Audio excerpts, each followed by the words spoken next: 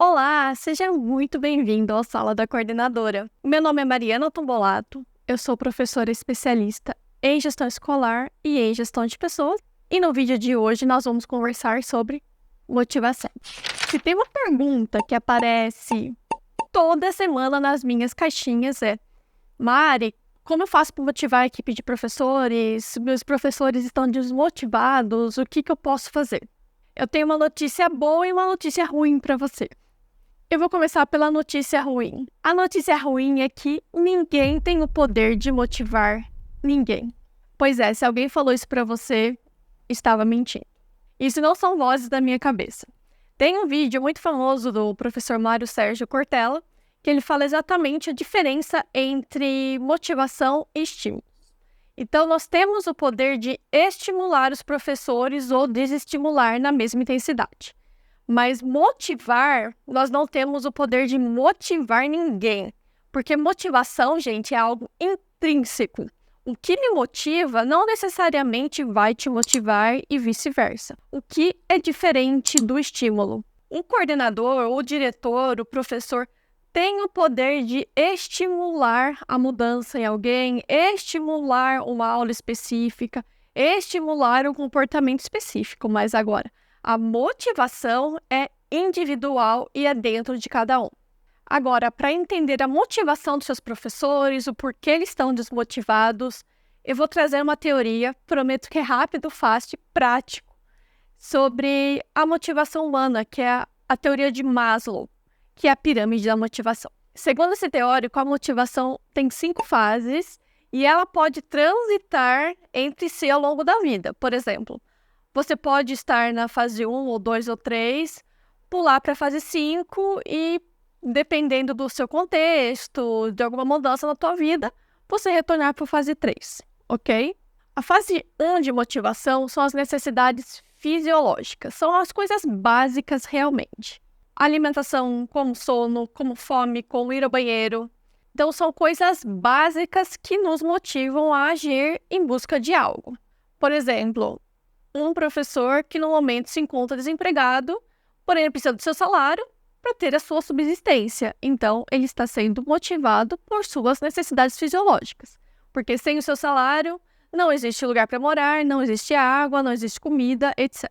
O segundo ponto que busca a motivação de um professor é a necessidade de segurança, a necessidade da estabilidade.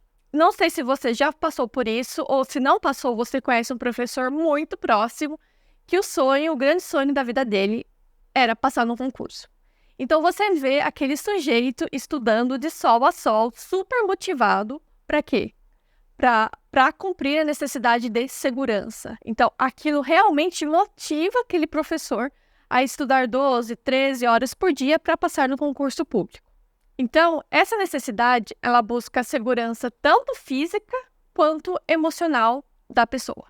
O terceiro ponto na teoria de Maslow sobre a motivação são as necessidades sociais. Esse ponto fala da importância das relações sociais e do pertencimento desse professor dentro de uma escola.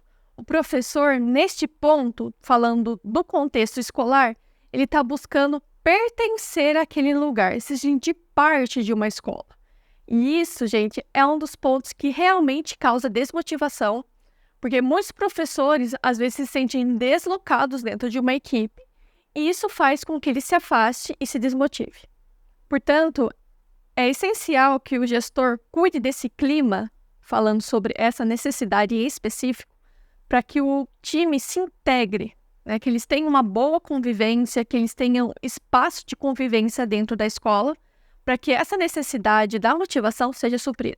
Outro ponto que muitos gestores pecam em ressaltar dos professores é a necessidade de estima, que é justamente o reconhecimento e se sentir respeitado pelo seu superior ou pelo grupo. Então, gestores, não economizem elogios ao seu professor. Eu falo, no dia a dia da escola a gente sabe que é tão difícil, que é tão desafiador, que muitas vezes nós acabamos prestando atenção somente nas coisas ruins. Então, nós entramos em contato com o professor somente para pontuar coisas ruins.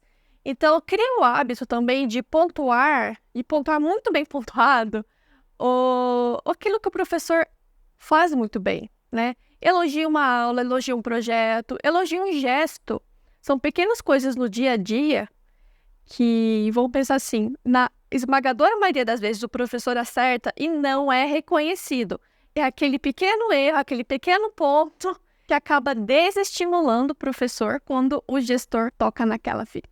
E o último ponto, que quem é da educação é especialista, é a necessidade de autorrealização. É a necessidade de realmente fazer aquilo que ama, de atingir o seu máximo potencial como professor.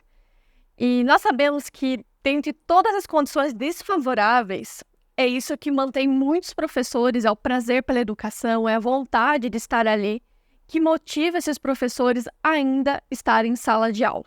Conhecendo agora um pouquinho da teoria de Maslow, eu convido você a pensar um pouco. Então, se a sua equipe está desmotivada, entenda o porquê. Tenta buscar o porquê. É em relação a salários e condições de trabalho? Como que está em relação a recursos para esses professores? Como que está a relação da disciplina ou a indisciplina dos alunos? Entendendo o porquê dentro desses 5 itens, né, desses 5 pontos dessa teoria que eu deixo como sugestão, fica muito mais fácil o coordenador agir para contornar esse tipo de situação do que simplesmente ficar colocando palestras motivacionais, dinâmicas, texto, blá, blá, blá, blá, blá, que todo professor sabe e entre nós, na maioria das vezes, não há objetivo nenhum a não ser tentar motivar aquilo que não está bom, nós sabemos que é muito chato. Então, você, gestor, se você quer realmente cuidar da motivação da sua equipe, tente entender o que leva aos seus professores realmente estarem desmotivados dentro desses 5 pontos. A partir do momento que você conseguir triar a grande parte dos desafios que causam a desmotivação desses professores, você consegue agir enquanto gestora, dando mais subsistência a esses professores, sem blá blá blá motivacional nenhum e agindo realmente no cerne do problema. Você vai realmente contornar aquele problema ou resolver aquele problema dentro das condições da sua escola, seja ela privada, seja ela pública.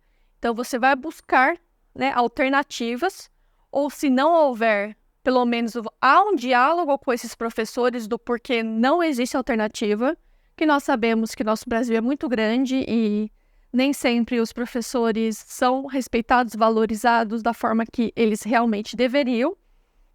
E eu tenho certeza que agindo dessa forma com a sua equipe, você vai conquistar muito mais o respeito e a admiração do que tentando estratégias aleatórias que não fazem sentido nenhum dentro do contexto que esses professores estão vivendo. Também convido vocês a compartilharem suas experiências aqui nos comentários. Conta como é o processo da motivação na sua escola, o que tem motivado você, o que tem desmotivado você como professor ou como gestor. E não se esqueça de curtir, de se inscrever e também de compartilhar com outros educadores se você gostou desse conteúdo.